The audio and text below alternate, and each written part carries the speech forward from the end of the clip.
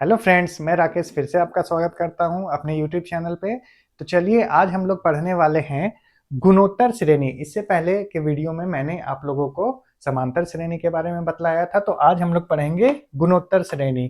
तो कैसे हम लोग पहचानेंगे समांतर श्रेणी में है, तो वो हमने पिछले वीडियो में देखा था। आज हम लोग देखेंगे कि ज्योमेट्रिक प्रोग्रेशन यानी गुणोत्तर श्रेणी में वो प्रश्न है कि नहीं, वो कैसे जानेंगे। गुणोत्तर श्रेणी में पहचानने के लिए हम लोग अनुपात को देखते हैं।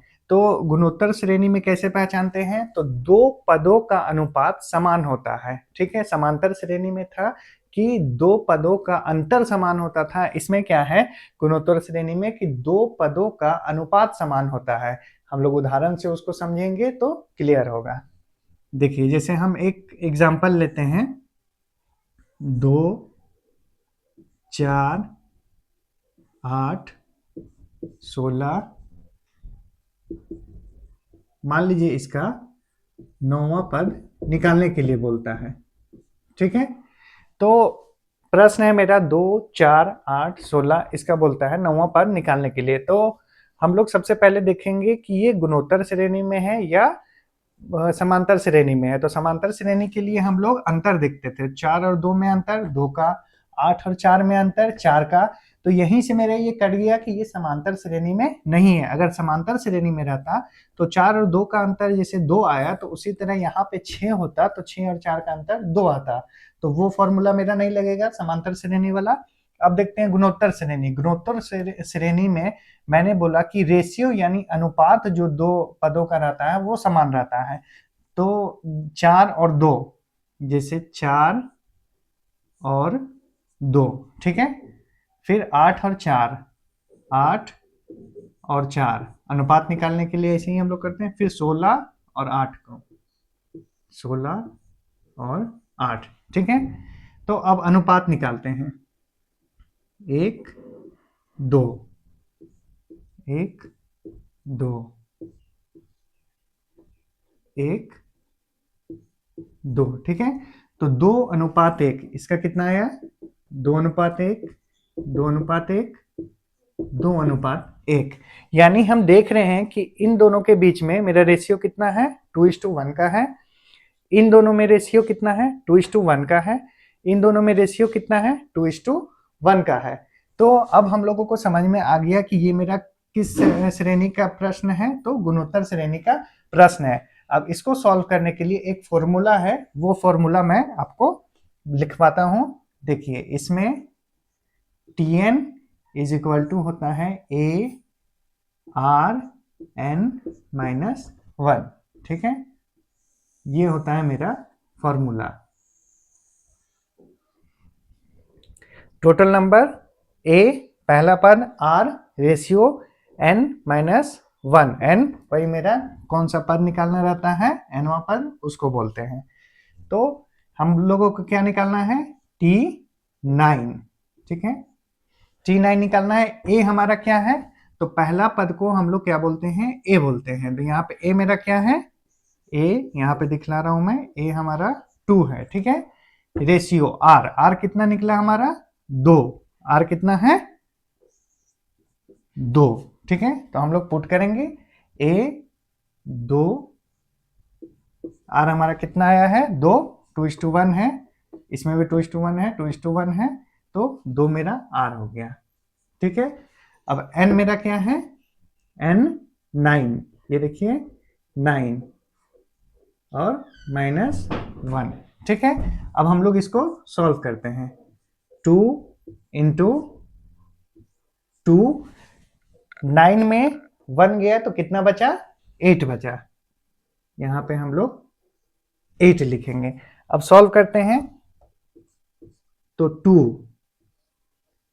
2 यहां पे आ जाएगा और 2 का पावर 8 है, तो हम लोग लिखेंगे 2 इंटू 2 इंटू 2 इंटू 2 इंटू 2, 1 2 3 4 5 6 7 8, 2 का पावर 8, यानी 2 को 8 बार लिखना है। अब हम लोग मल्टीप्लाई करेंगे। ये मैंने एक्सपेंड करके बतलाया है ताकि आपको समझने में आसानी हो। अगर 2 का पावर 8 का वैल्यू आपको पता है तो आप डायरेक्ट लिख के उसको 2 से मल्टीप्लाई कर सकते हैं, ठीक है। तो 2 दूना 4, 4 दूना 8, 8 दूना 16, 16 दूना 32, 32 दूना 64, 64 दूना 128, 128 दूना देखिए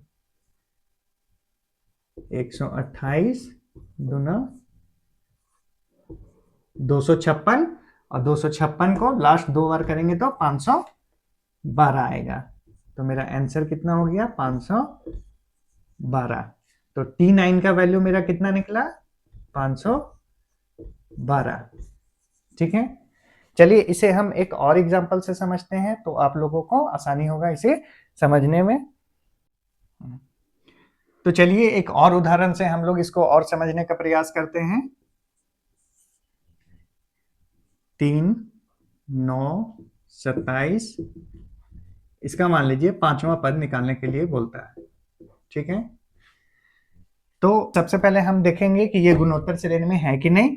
तो गुणोत्तर श्रेणी में दो पदों का अनुपात समान होता है, वो हम लोग जान चुके हैं। तो देखते हैं कि दो पदों का अनुपात समान है कि नहीं। तो 9/3 करेंगे, 27/9 करेंगे।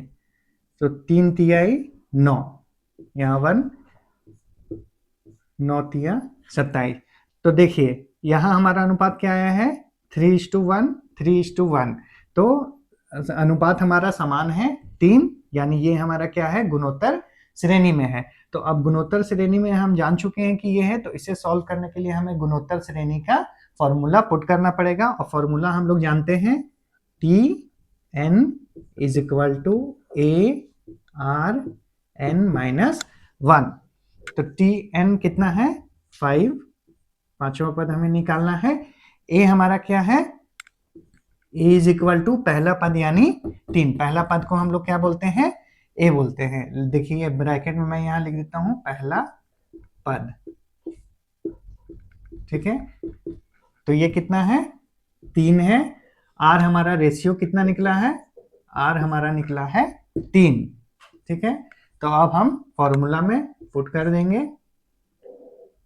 A 3 into R 3 N 5 - 1, 3 into 3, 5 में से 1 गया तो 4, यानी 3 का पावर 4। अब हम लोग इसको लिखेंगे 3 को 4 बार, 3 को 4 बार। मैं समझाने के लिए ऐसे कर रहा हूं। अगर आपको 3 का पावर 4 का वैल्यू पता है तो आप डायरेक्ट भी लिख के आंसर ला सकते हैं। 3 तिहाई 9, 9 तिया 27, 27 तिया 81, 81 तिया 243। तो इसका आंसर कितना हो जाएगा 243। तो आंसर हमारा 243 आया है, यानी इसका पांचवा पद हमारा क्या निकल के आया है 243, 243। तो जब भी हमें गुणोत्तर श्रेणी में निकालना रहे प्रश्न को, पद को, तो ये फॉर्मूला का यूज करते हैं। और समांतर श्रेणी में किस फॉर्मूला का यूज करते हैं ये मैंने समांतर श्रेणी वाले वीडियो में बतलाया है, जिसका लिंक मैं डिस्क्रिप्शन बॉक्स में दे दूंगा। अगर आप चाहें तो वहां से उस वीडियो को देख सकते हैं। तो उम्मीद करता हूं कि आपको ये वीडियो समझ में आया होगा, और अगर आपको मेरे पढ़ाने का तरीका समझ में आया होगा तो आप इसे लाइक करें, और इससे रिलेटेड कुछ भी पूछना है तो आप कमेंट में पूछ सकते हैं। और मेरे चैनल में बने रहने के लिए आप मेरे चैनल को सब्सक्राइब कर लें, ताकि जब भी मैं नेक्स्ट वीडियो अपलोड करूं उसकी नोटिफिकेशन आपको मिल जाए। और मेरे चैनल में बने रहने के लिए धन्यवाद।